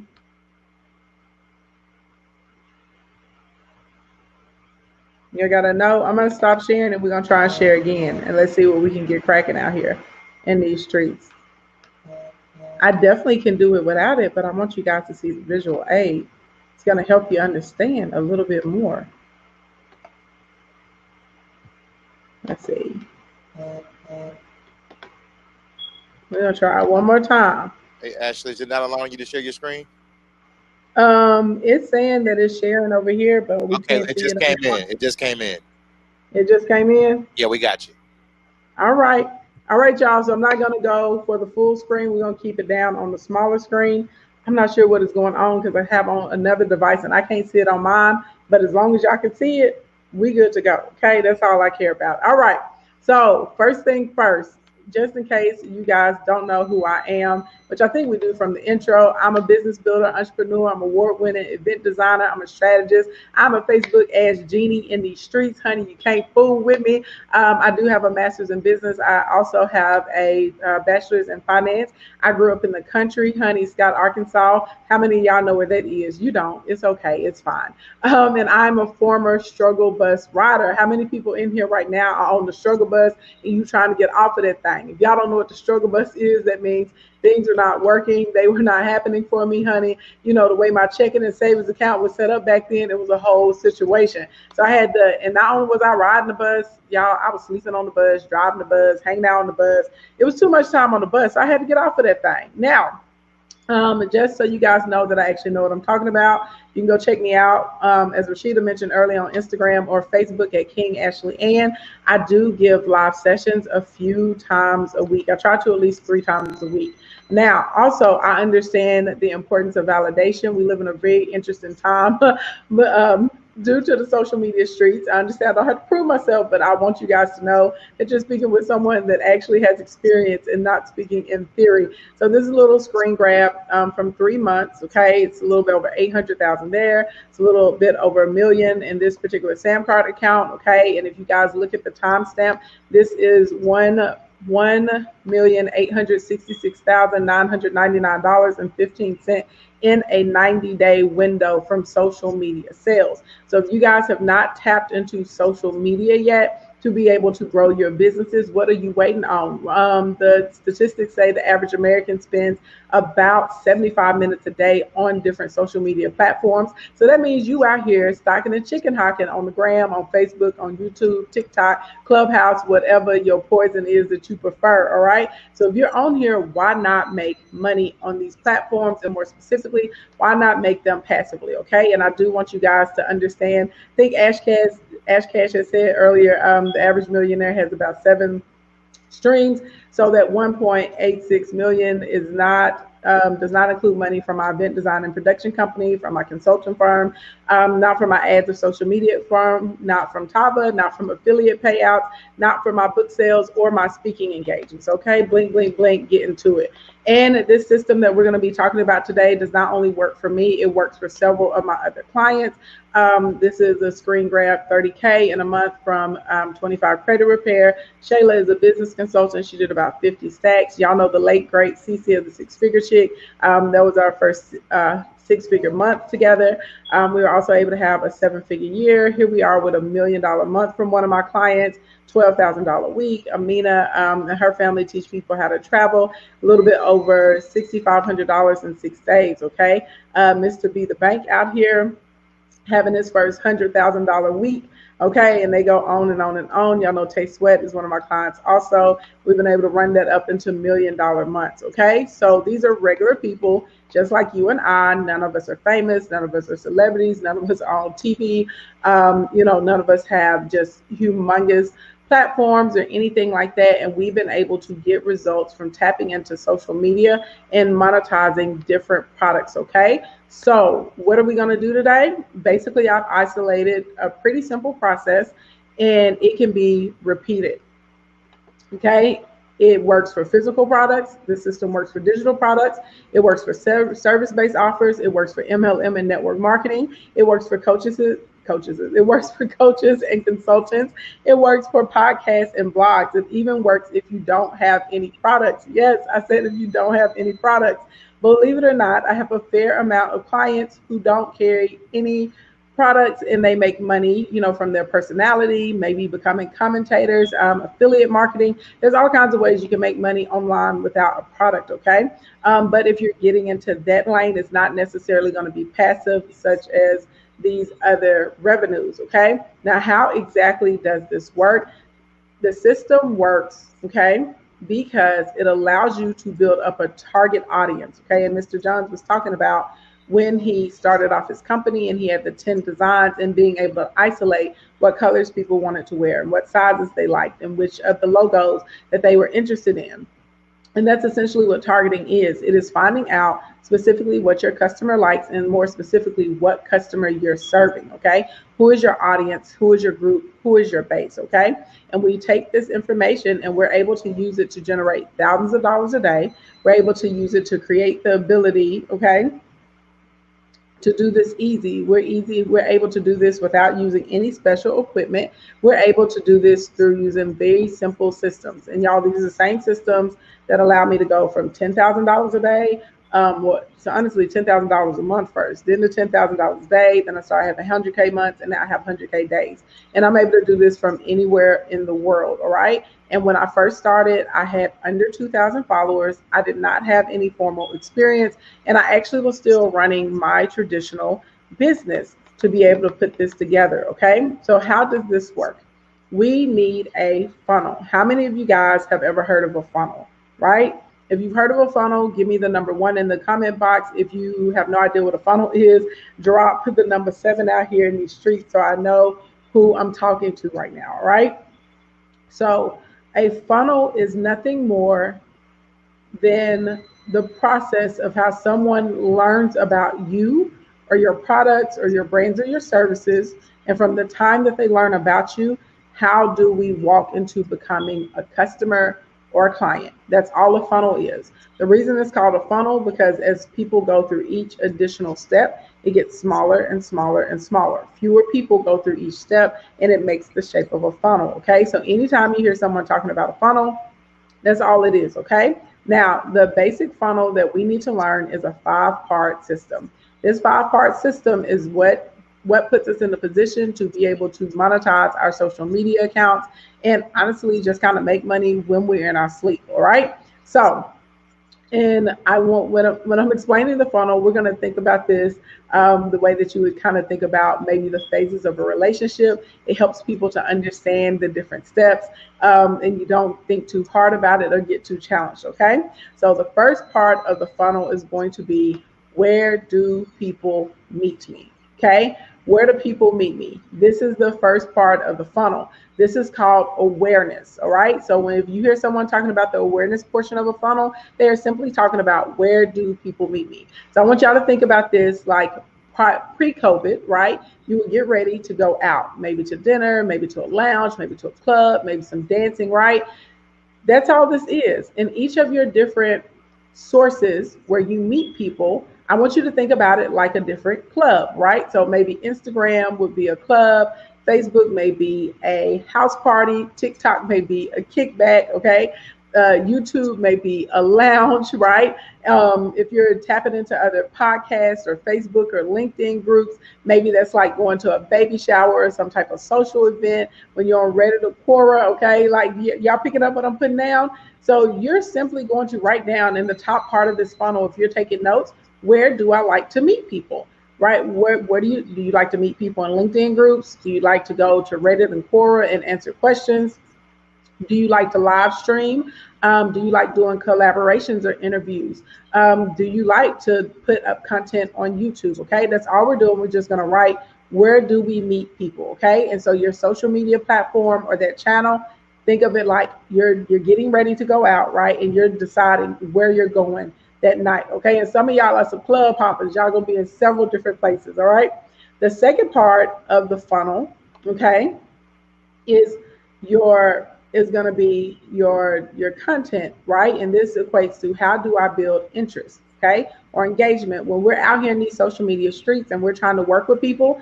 First thing is you want to catch attention. Second thing is we want to get interest. Third thing is engagement, okay? And so I want you to think about your content. This is how we're actually building up, right?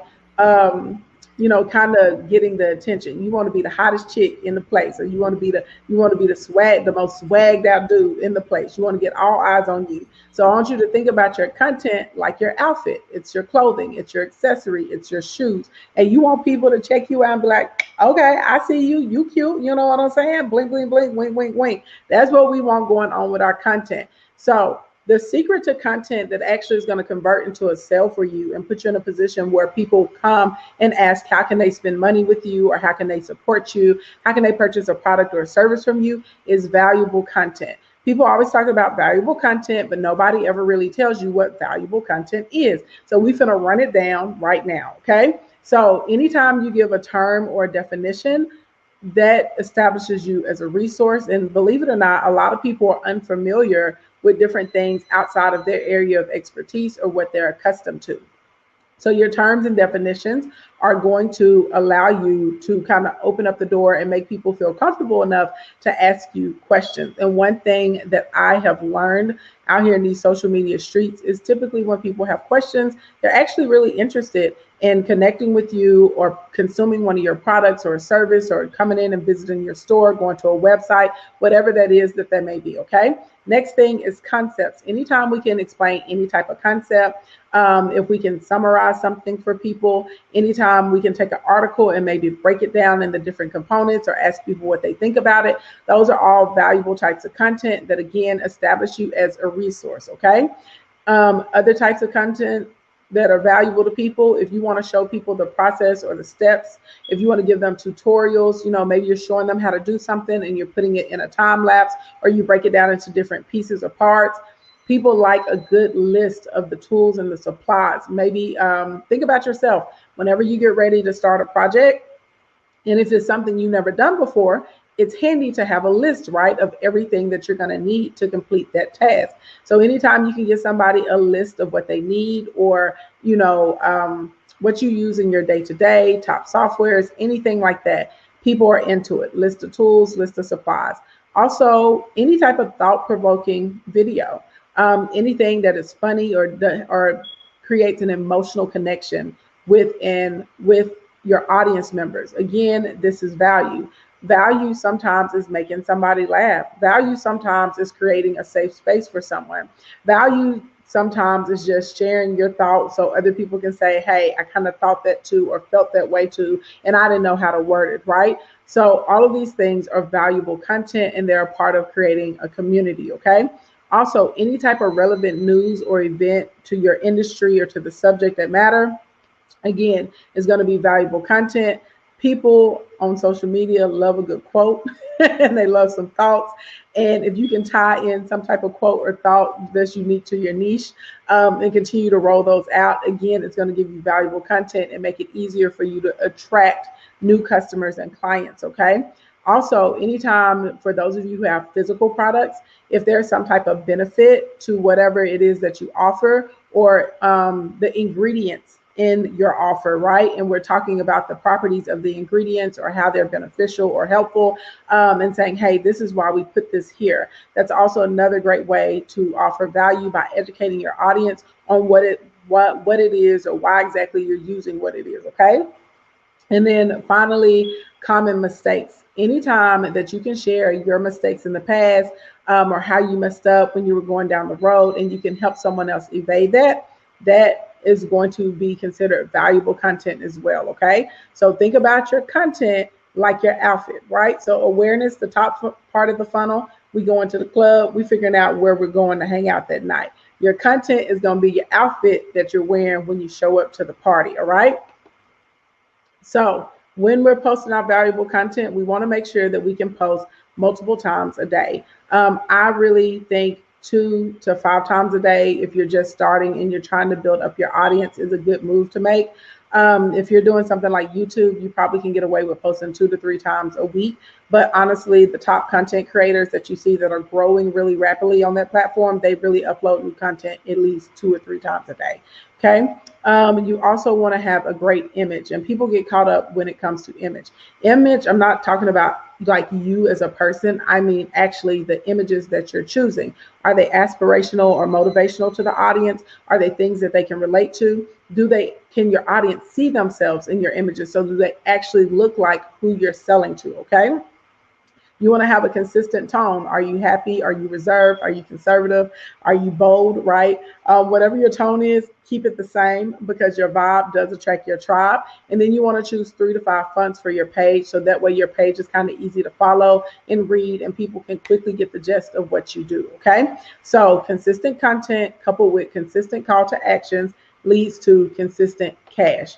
All right. So when you're posting your content, you got to be bossy. Every time you make a post, you need to be telling your audience to do something, whether it's text you, tag a friend, check out the new blog post, click the link in my bio, tap the button, tag someone that would rock this, download your free XYZ. Okay. Does anyone remember that time that this happened, right? Can anyone relate to this? And if all else fails, just argue. Okay. People on the internet, especially social media, love to argue. It gets your comment section going. It creates a lot of engagement, and it actually opens up your organic reach pretty quickly. Okay. So now that we got the outfit together, we got to get into getting the number. Okay. This is building your list. Your list is literally the most valuable asset, online or offline. Your list is nothing more than you collecting a bunch of people that actually care about your product, your offer, your news, your sentiment, right? Your perspective. They like what you like. They care about what you care about. And so we want to try and collect all these people and put them in one place, right? So if we already went to the party or to the club, right? That's the awareness. We put on our cute outfit. That's our content and our accessories. Now I'm trying to get the number. You know what I'm saying? Like, what's up? You know what I'm saying? You trying to give me your number or not? You know, can I take you for coffee? Can we get some ice cream? Can we go on a walk? You know what I'm saying? How do I get the number? That's what the list is. So what can you offer to your followers or to your base in exchange for their information, a number or an email? Now, old school list building was pretty much based on building up your emails, but I honestly prefer mobile marketing and cell phones, because people typically have their phones with them 80% of the time. Your bounce rate is going to be lower, and in return, you're going to get higher levels of engagement. Okay, so I like to do a combination of both. Now, how do we get the number? How do we connect with people, right? So I can talk to them outside of Instagram or the book, aka how can I talk to you once we leave this party, right? Once the lights come on, how can I stay in contact? So how do I get this number? We do this with something that's called lead magnets, aka the free 99. So anytime you go to somebody's website or landing page and they offer you something for free, and they say, all you got to do is put in your name and email, right? Or if you go to a restaurant, they say, all you got to do is download this app and I'll give you a free dessert. Those are freebies. Those are lead magnets. They're incentives to get your number, okay? So common lead magnets that work really, really well to build up a list quickly: free consultations, if you give a free course or a class, a checklist, coupons, free shipping, any type of memberships or a month trial or 2-week trial into a membership. Believe it or not, people will jump on your list for reminders. If you have really valuable content or you've built up a strong community, people will pop on so they can get a reminder about what you have going on. Any type of super exclusive behind the scenes content, audio files, early interest or access to be able to shop, drop in like exclusive videos and content, and any type of previews, okay? Your goal is to have as many touch points with your audience member as possible, okay? And these are touch points outside of social media. So you want to have multiple communications, all right? So this is why we want to build up the list. Now, a lot of people don't know this, but whenever you post something on Facebook or Instagram, really only 7 to 10% of your audience sees that content. And depending on how many of them engage with it and what level of engagement they give, that's how Facebook and Instagram determine if they're going to continue to open up your reach to more people. So clearly we can see why the list is beneficial, because every time you post, everyone that follows you doesn't see it, right? But we can send out a text message and more people will be aware of what we have going on, all right? Now, number 4, the fourth part of this funnel, okay? Literally, how can I get to know you more? How do I deepen this relationship, okay? So there's a breakout part in the funnel, and a lot of people, you will hear this they refer to this as nurturing, okay? So how can I deepen the relationship? How can I even start the process of like getting you on a date, right? How do I get you comfortable? Going on a date is the equivalent of them purchasing their first product from you, okay? So the way we do this through automation is called a tier 1 funnel, okay? So you post up to your followers and you put up your content and you say, click the link in my bio and get my free blank, right? They click the link, they put in their name and their email, or they put in their phone number, and you send them whatever for free. And then immediately you offer a tripwire. A tripwire is a super low cost offer. It's so good that it's impossible for someone to refuse it. They like tripwires because there's a very, very low risk assessment. So if you're only purchasing something that's $5, $10, $20, it's like, even if it doesn't work, I didn't really lose too much. So a customer is incentivized to try something. Now, even though it's a low price point on this, you have to blow it out of the water because it's their first experience with you, okay? Once someone gets their tripwire, you are automatically going to make them a core offer. You will do this via email, or you can do it on the confirmation page. And this is where you're going to offer a product that has a higher price point. The reason we do this is because people are most satisfied with their purchases at the time of checkout. So this is the appropriate time to offer more. This is why when you go out, people offer you warranties, they offer you upsells, they offer you additional products and things like that, okay? Then next, after we make the core offer via email, we're also going to make core offers on our social media pages every day. And if you want to get gangster and start running Facebook ads or Google ads, you will run those. And of course, you can make your offers in person, okay? Which leads us to the 5th part of the funnel, which is, you know what I'm saying? Like, let me hit it. Basically, how can I take you down? How can we solidify this? You know what I'm saying? You want to be so good when you do this that people want to keep coming back for more. You know, I want y'all to be like, oh my God, I love that girl with the dimples and the big hair, okay? I need some more of her. I can't get her off of my mind. That's how you want people to be about your products. Every time they got an itch, every time they want some more, they don't want to leave your side. We go together, okay? So this in the funnel is the equivalent of people purchasing more of your products. This is your increased transaction amounts. These are your repeat customers and clients. So different ways that you can do this is you can offer refills, okay? So if you have a physical product, when people are about to run out, offer them more, okay? You also, if it's like a digital product or something like that, you can do an advanced training or the next level or next step in something. If you have something that you do that has a higher price point, maybe you can offer some level of customization for the client, okay? Or a specialized program or something that's going to be in the one-to-one. If you also can do memberships, you can do progressive products, right? And you can come in there with supplemental products that actually help the core product perform better, all right?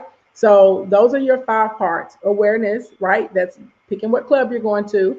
Number 2 is putting on your outfit and your cute accessories, you know what I'm saying? So you can get the attention, AKA your content. Part number 3 is going to be actually, how do I get the number? That's where you offer someone the lead magnet. Step number 4 is going to be, you know what I'm saying? How can I secure the deal? How can we go on a date? That's them purchasing your first product, AKA that tripwire. And then portion number 5 is actually going to be, how can we make it official? You know what I'm saying? How can we really get in there and go together? AKA, this is where they are purchasing more products from you, returning back to you, always coming to see what you have more, or either upselling. So this is how you're able to make money constantly with your social media pages without being salesy, okay? So rule number 1, create a plan and write it down. Rule number 2, you need to have weekly goals and assessments for your social media.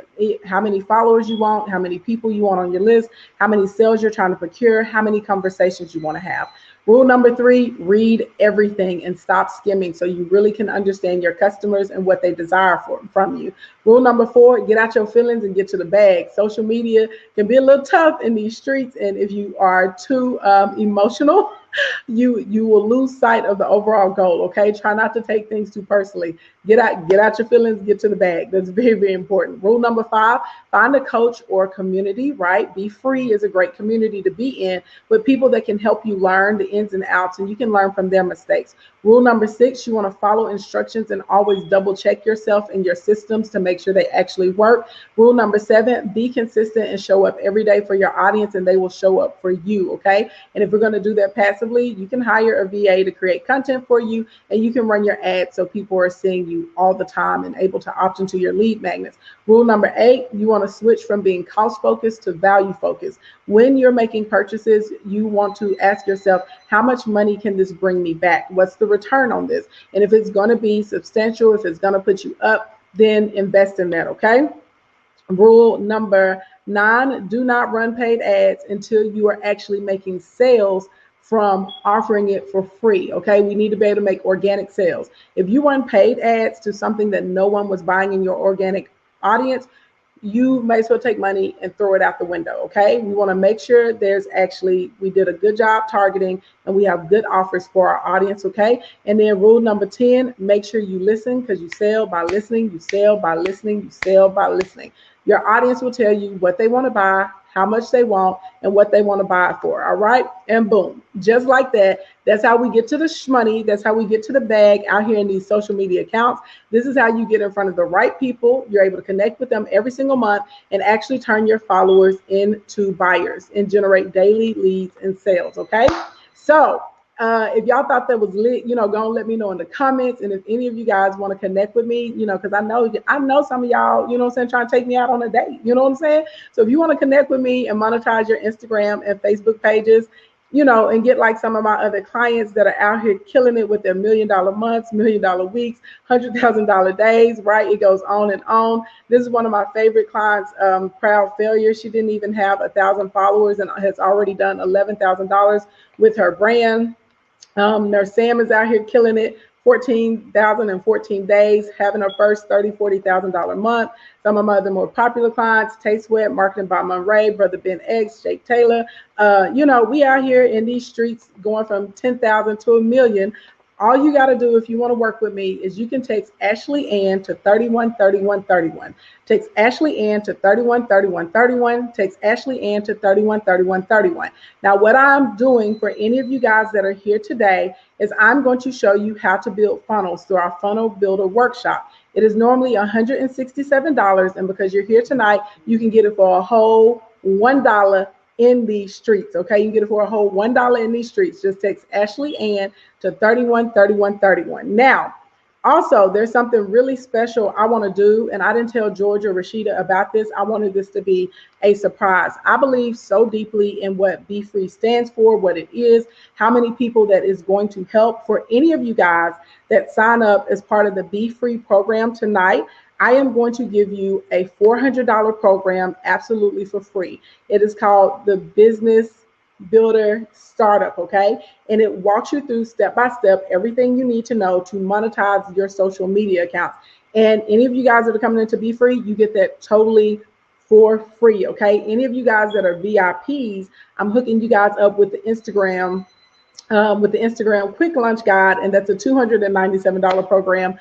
Just because you came in here and pulled up and decided to be VIP. Okay. For everybody else, if you want to work with me and get that funnel builder for $1, text Ashley Ann to 313131. Okay.